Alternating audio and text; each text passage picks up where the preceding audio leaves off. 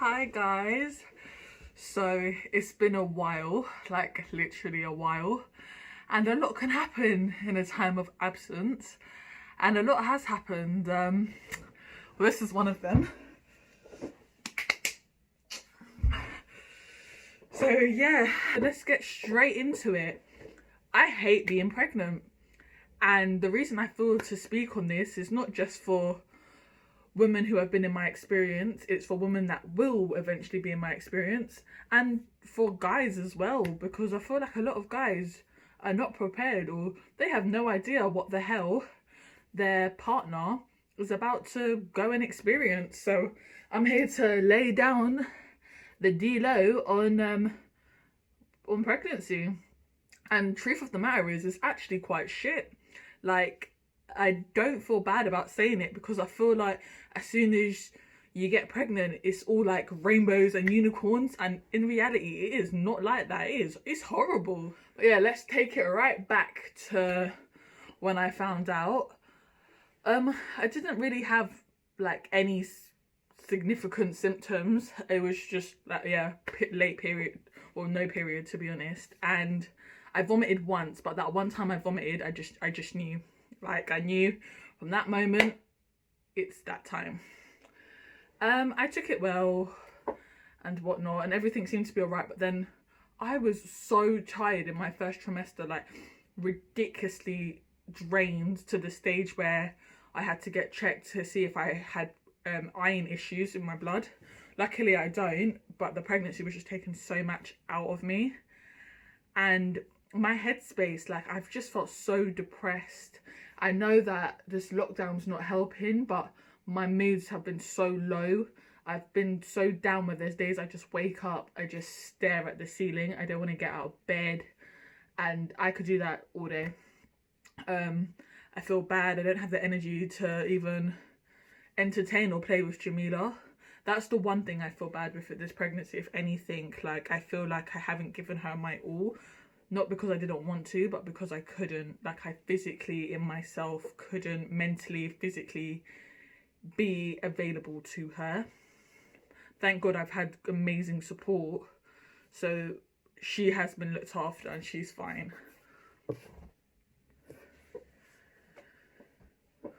Another thing that's been frustrating about pregnancy is they make it out like you should be glowing and your hair should be thriving.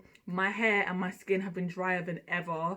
I don't know what happened to me, but it was the complete opposite effect. I'm having a girl, so best believe this girl best be the most beautiful girl ever for sucking away everything from me.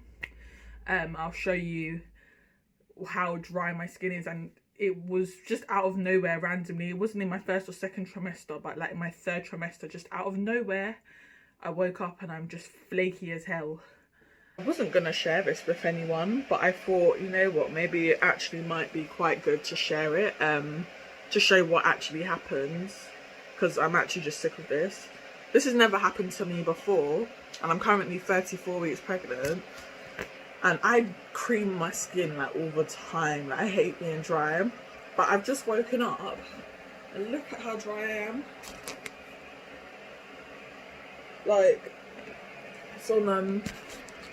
it's on both sides. So I'm gonna be oiling myself up that I'm gonna be so shiny, because I'm so like paranoid about that now. Thank God it's only on my arm.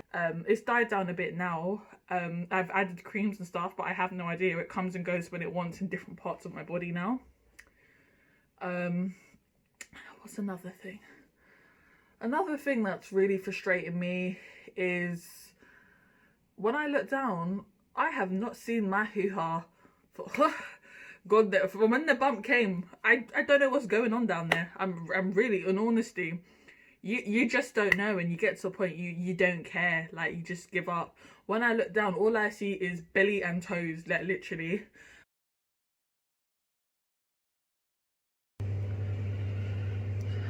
So I'm sitting here on my own, so I thought I might as well just like document my experience right now. So I'm basically 35 weeks pregnant. I've been told to come to the hospital because I'm measuring small. and I've been having contractions like the whole day. So they just came and told me to just get myself checked over. But right now my experience in the hospital is just, it's so weird, especially compared to the first time. It's literally me waiting in like the waiting room just to be seen in the labour ward at the moment, and it's literally nobody here at all, and I wasn't allowed to bring anybody, and so it just feels really like lonely, and it's making me a bit anxious and nervous right now. So an update on this trip. I'm just feeling really agitated and exhausted now. I got here about 10ish. It's now 1 a.m. I've had a scan monitor thing called a CPG, which is where they monitor the baby's activities, and that's all fine. And then I had to wait like an hour later for someone to come and say, oh, we're going to do a urine test now. Then another 40 minutes. And then they said, yeah, we're going to take a blood test. And then a doctor's going to come down and talk about your results. And I'm just exhausted. And this room is so depressing.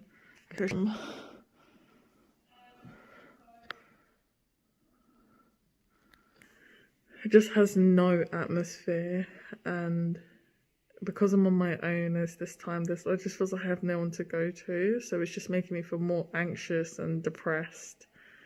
I'm just so over this. It's 1 a.m. now. I ain't got a clue what time I'm gonna come home, but me and baby are we're just here trying to get through this. But to be honest with you, I'm happy that like everything's alright with her. But I don't know. My mental is a bit all over the place right now. I just feel quite emotional and I'm tired. And you know what else is pissing me off? Look at how far I have to stretch my charger from my bed. I'm literally hanging on for dear life. So it's 3:38. I came in at like 10:30 and I'm only leaving now. This is madness. I'm just, oh my god, it's even snowing. It's cold. And I'm just tired and angry now. I'm just so over this. I'm over this pregnancy. I've got something to show you guys from maybe like the end of my second trimester, beginning of third. What's knickers? You know what I wear these days? I never thought I would get to this point where I had to wear these in my life. But honestly, you just leak. And you don't even know what the hell you're leaking. And I know this is a bit of too much information, but if you clicked on this video, you clearly had an interest in what happens in pregnancy somewhat. So just a disclaimer, that is one of the things that happen. You do leak. You can go back and forth to the hospital. They can't even tell you what the hell you're leaking. But just know, changing your knickers how many times a day, you just get to a point where you can't even be bothered. Let me show you the extent to what these are. I even say to Jamila sometimes, let's go put on our nappies together, because it's legit like an adult nappy. So this is it. And best believe, they're huge. And these are only just a medium. Like the large, I over anticipated my size and I got a large before. Jesus Christ, that was supporting everything. It was like up to here. But yeah, living in these. Don't regret it. They have been comfortable and they have been like reassuring, because I can't take them multiple toilet trips, and just I was always feeling disgusting in myself, insecure. It was just making me feel like more depressed. So I just said, you know what, I'm gonna have to suck up this ego and just wear the nappies. And then one thing that I recommend about these specific pants is that they're discreet. They look like they're quite hidden under your clothing. And then they've got this massive pad thing. It's like a maternity pad, but built into the pants. So that's absorbing everything, all your sins. everything.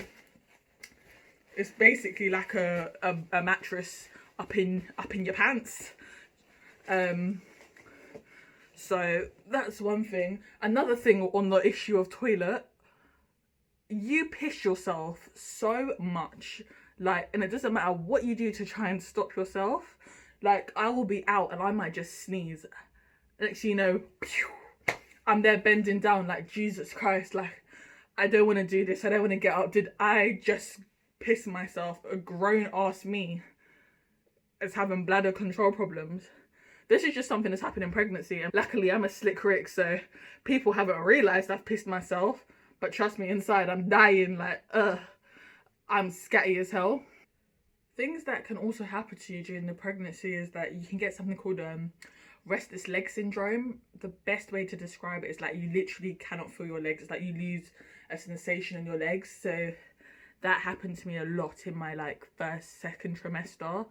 And I was like scared to go sleep. It was coming like I was being paralyzed in my sleep, and it was so horrible. The best way I could find to ease that is like just using a hot water bottle. It didn't stop it, but it did help it and control it, and eventually it did go away. And now in my third trimester, my problem is I'm having like not cramps, but the feeling before you're about to get a cramp, and that is always at night. I don't know why. It's like there's like a pregnancy night demon, and it comes up just specifically at night to just mess up your whole sleep. Like your whole day was already messed up from you being tired and drained and disgruntled, and then it's just not enough at night. There's something as an extra force saying, nope, not today. You are not had it bad. We're about to crank up the rankings. Sleeping, that is an issue. Like, oh my god. So some days, like, you just have insomnia. You'll be so tired throughout the whole day, and then as soon as you go to bed, you're just awake, like, for no reason. You're not even doing anything. Your mind is just wandering, and you don't even know what to do. And then with the actual position, sleeping, you're not meant to sleep on your back when you're pregnant because there's like an arterial vein in your back, and then if the baby when you're on your back, the baby can push against it, and that can just cause you like unnecessary back pains.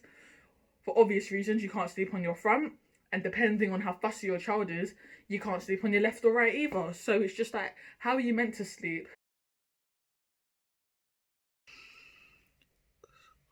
So I just came back from the hospital, and I just found out that I won't be able to have my home birth, and I'm being forced to have a induction.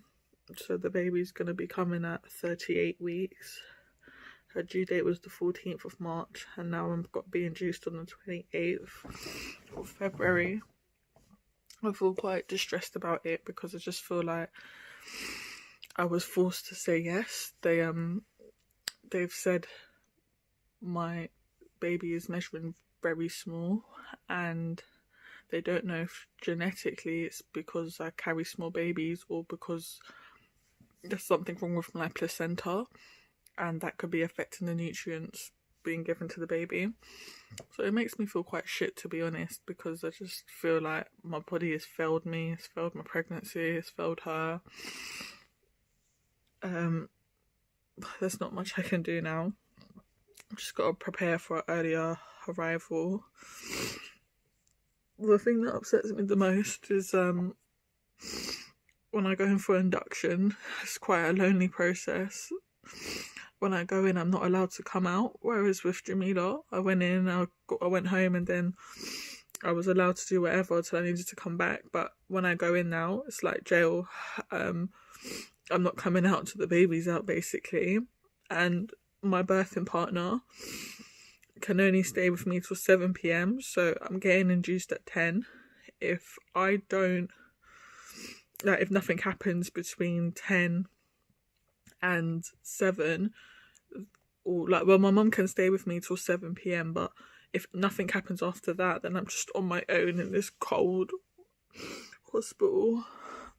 And then she'll be contacted when I go into active labour, but she might miss it, and because of COVID, they're just being so strict, so we just feel so scared right now because of that. And literally today is the 18th, the 28th is 10 days. I went in today just for a growth scan, and now I'm being told it's like I have to choose a life or death decision to have my baby early, because they're saying if I don't get induced early, then there's risk that she can be stillborn. So in that sense, it don't feel nice being forced into that position. The biggest thing mentally for me has been the loss of control over my body, in terms of I'm quite a doer. I just like to get stuff done. And for me, it's been frustrating having to physically been humbled by my body, like when I'm tired or I've done too much, to sit down and rest. So it makes me feel very unproductive when I'm doing things. So for me, I just can't wait for this child to be out, because at least if I need to do things, it's on me. But the pressure of carrying a whole life, and you know, if you overwork yourself, anything can happen. It's not nice. I just feel like I have no control over my body. This tiny human has just consumed all of me, and there's literally nothing I can do about it apart from listen. It's gotten to the stage where I've tried to fight against this this urge, like it's like cramps and stuff when I've overworked myself, and I've tried to fight it, and she's won. Yeah, I'm having a girl, by the way. She always wins. She makes me sit down, and I have no choice but to sit there curled up moping that I ain't getting shit done. But as they say, it's only temporary. Thank you guys for listening to my TED Talk, rant, whatever you want to call it, experience. I just thought, not even just for you guys, but for myself, it would be good to just say things out in the open about how I'm feeling. And I will say it 1,000 times, I hate being pregnant. And if you do as well, comment below. I would love to hear other people's experiences, because it doesn't always need to be positive. It really doesn't. Speak your truth. And I hope for guys out there, you've learned a little bit about what's to come from your woman, and what you can do to maybe support her through this turbulent time. Because trust me, pregnancy for you may be a breeze, but pregnancy for her, complete different story. But anyway, guys, don't forget to subscribe, like, comment, share, whatever you want to do. Just get it out there that I hate being pregnant. All right, see you next time.